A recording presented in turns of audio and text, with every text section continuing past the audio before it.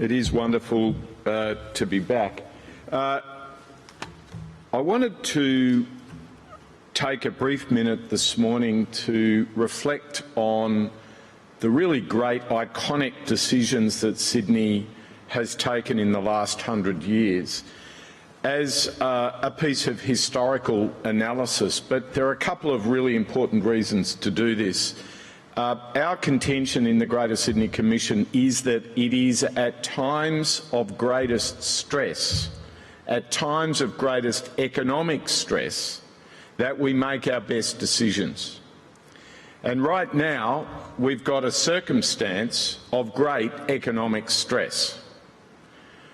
The purpose of the 10 icons is really to be proud about the 10, and of course Chris Brown and others believe that the one they worked on should be in the top 10. He'll mention the third runway about 400 times between now and the end of the day. You can't be iconic if you're number 3, Chris, is my point to you.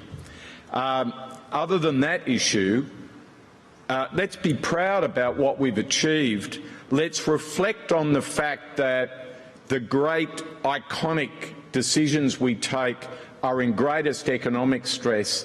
They are also not about the function of the thing we're building. Is the Harbour Bridge about simply a transport solution from one side of the harbour to the other? Or was it an example of nation building? We all know, I hope, the answer to that. So the reason for contemplating the last top 10 is that the Premier has asked the Greater Sydney Commission, and can I please acknowledge our new CEO, the wonderful Elizabeth Mildwater in the room. The Premier has asked us to rethink the Metropolitan Plan for early 2022. And so we're doing pretty heavy-duty thinking right now about what the levers, what is the 2022 plan going to be known for, and maybe this is the time that we lay down number 11, 12 or 13 of the icons for the next 50 years of Sydney. Because icons tend to be controversial in their day, they usually go over budget, they almost always go over time, and not that I wish to, particularly with the Productivity Commissioner in the room, I don't want to institutionalise over budget and over time behaviour, but there is a sense of risk associated with these generational projects, and I would really encourage each of you to engage on the last 10 over the last 100 years, but more particularly to help the Commission think through what numbers 11, 12, 13, perhaps 14 and 15 are. Chris has given you a smattering of what he thinks they might be. I might add and support that today. So if I could just acknowledge the kind of iconic person in terms of laying down Sydney. It's interesting, this person was both an engineer and an architect, John Bradfield. There he is there, building the city railway, the first electric railway for Sydney. You know, who are our Bradfields of this era? Perhaps we don't need iconic people in the future as much as we did when he was around, but certainly Sydney would not be Sydney without John Bradfield.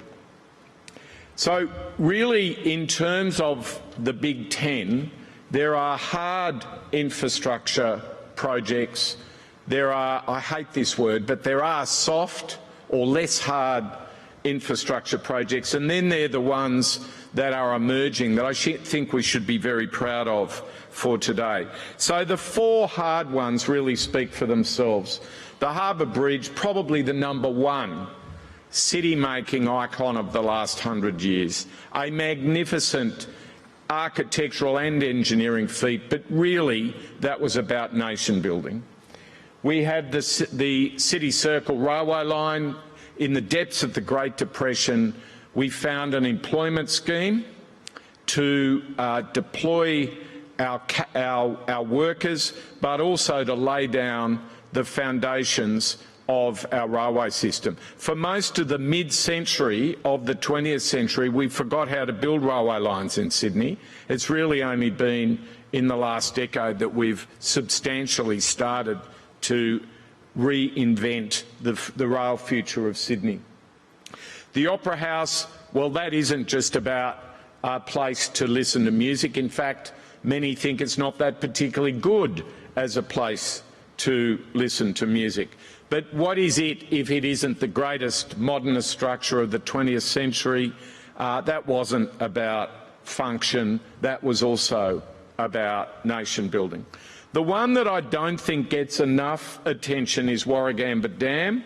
Warragamba Dam, it's not very fashionable to speak about dams today, but Warragamba Dam was really built for a city of 4 million people when we were 1 million people. It has a flood mitigation implication, and, you know, here we are again today.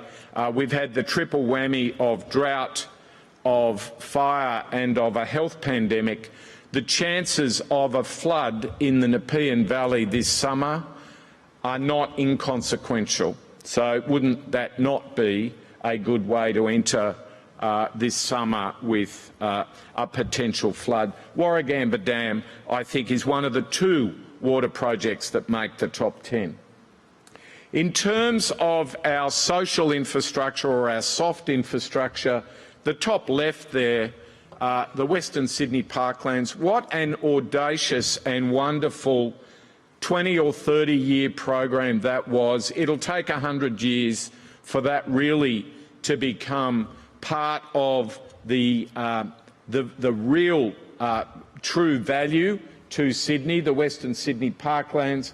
We've got the Sydney Olympics on the top right. Now, social housing, we've just heard a panel on social housing. What I find interesting about social housing, and that panel was a good example of that, is that we always focus on housing.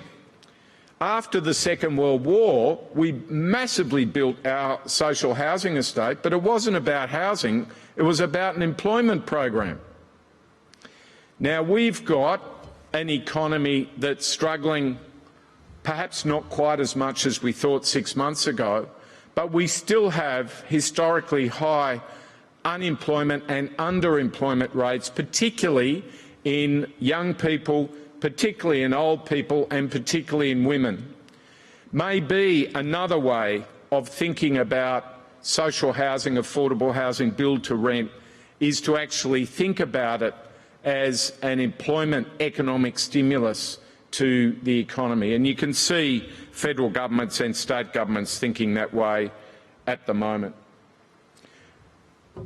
2 of my favourite projects of the top 10, the one on the left there is the great Westmead Hospital.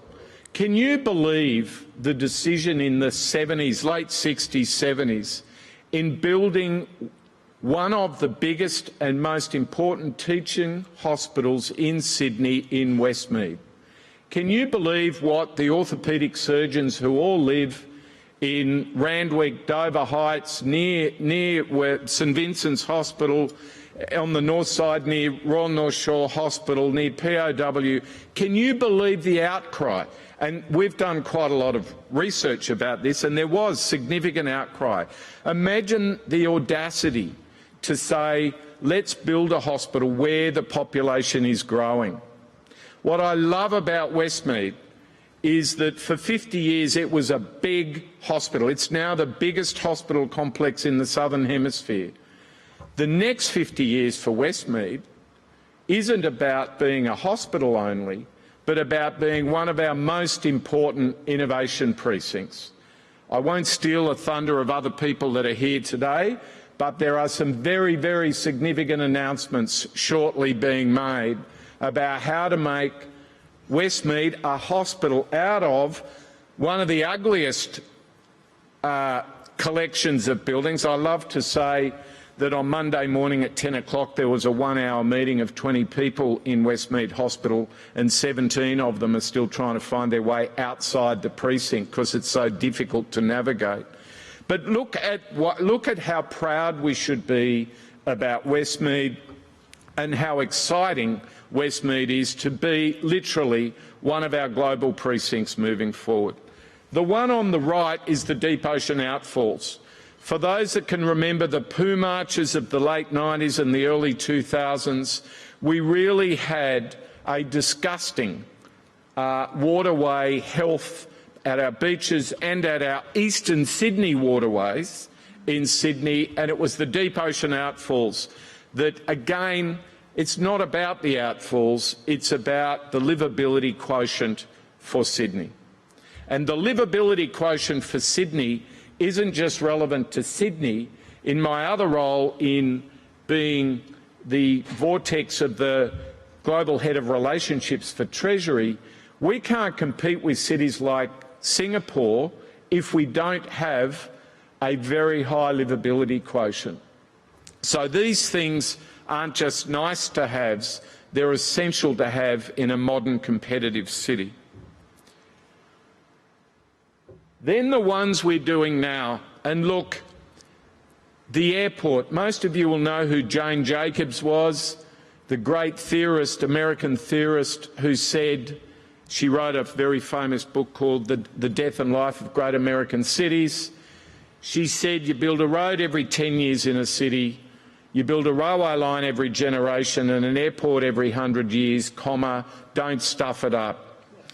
And you know what? I don't think we are stuffing it up, and our wonderful colleagues from the federal government are in the room today.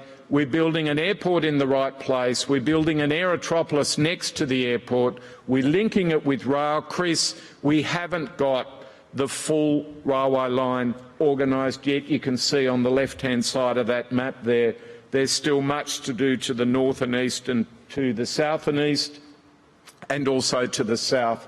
But the foundation stones have been put down. I'm quite sure in 50 years' time that will be considered one of the 15 icons of Sydney.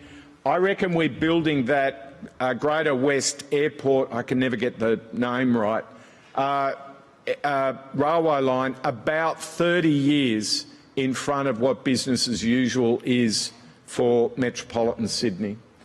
So we have the airport, Sydney Metro in the east, but also the Great West. So they're the top 10. So what are we going to do from now? What are we going to say in the Metropolitan Plan? And I would love, and I'm sure Elizabeth would love, each of you to contribute to that. Look, I reckon that 2022 is the time that Sydney needs to really grow up out of a growth city into a smart city.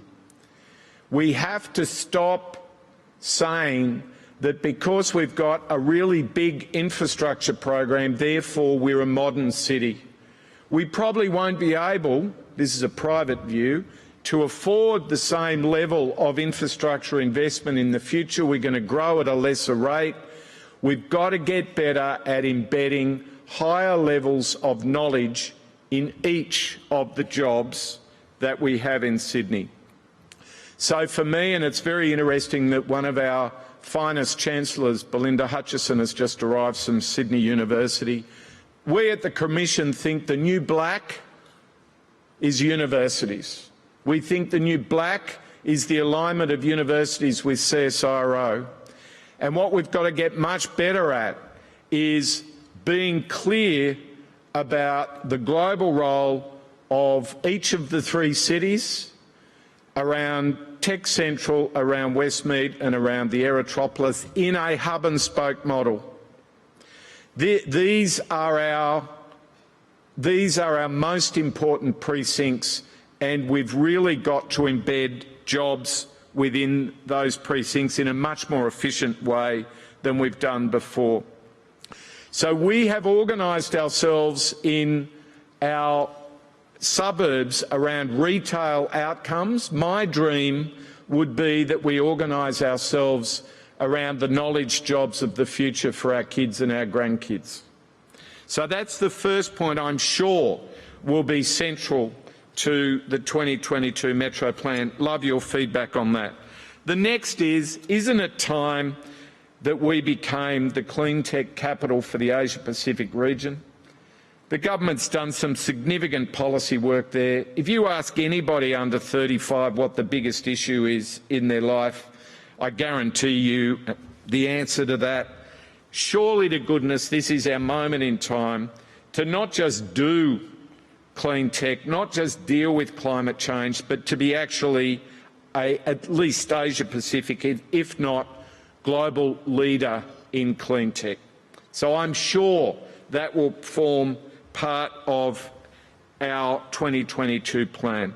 The next is around container ports. Chris, I really want to put this on the agenda for everybody in the room. We took 40 years to pontificate around Sydney's second airport. We haven't had 5 seconds conversation yet about Sydney's second port. There are 2 options, Port Waratah and Port Kembla. We better make that decision, I think, in the next 6 to 12 months, and then we better start enabling that, because the freight and logistics hub for Australia is emerging as Western Sydney, and it's pretty obvious to me where I think the second container port should be. But once we make that decision, then and there's a great opportunity here for the MacArthur Corridor in Campbelltown, really to link with the Illawarra if we all choose Port Kembla as our second port. From a productivity perspective, the time is probably very close that the land transport costs to Port Botany get so expensive to get to Western Sydney that it's actually cheaper coming up the hill. So that's the third of what I think could be iconic projects 11, 12, 13. The fourth is digital enablement. We're doing so well on digital enablement, but if you compare in the state budget the amount we spend on moving people and cars around the city versus moving electrons around the city, it's about 30 to 1. It's about 30 to 1. We cannot have 3 globally significant precincts in each of our 3 global cities if we ranked between 50 and 100 in the world in terms of digital connectivity. We have to be in the top 10. There's a direct productivity gain for doing that. We need to confront that in the next Metro Plan and state infrastructure strategy. Chris did mention the next one, which is the great waterways of the central city and the western city. It is time that we pulled the fences down. We're going to call it pulling the fences down. It's not good enough to have a fence around Prospect. For goodness sake, can't we deal with Penrith Lakes right now? There are significant public spaces that are sitting there. Look at a map of metropolitan Sydney. Other than the harbour, usually the thing that draws my eye is Prospect Reservoir. Connected with that is the whole question of recycled water, whether it be indirect or direct potable. We have to confront that for the 2022 version of the plan. And look, my final one is also something that Chris mentioned, which is around our traditional owners, our First Nations. How can we be a grown-up, proud, global city where we're punching above our weight in the geopolitical world that I think is opening up for us in the Asia-Pac region if we haven't made peace with and reconciled with our First Nations people?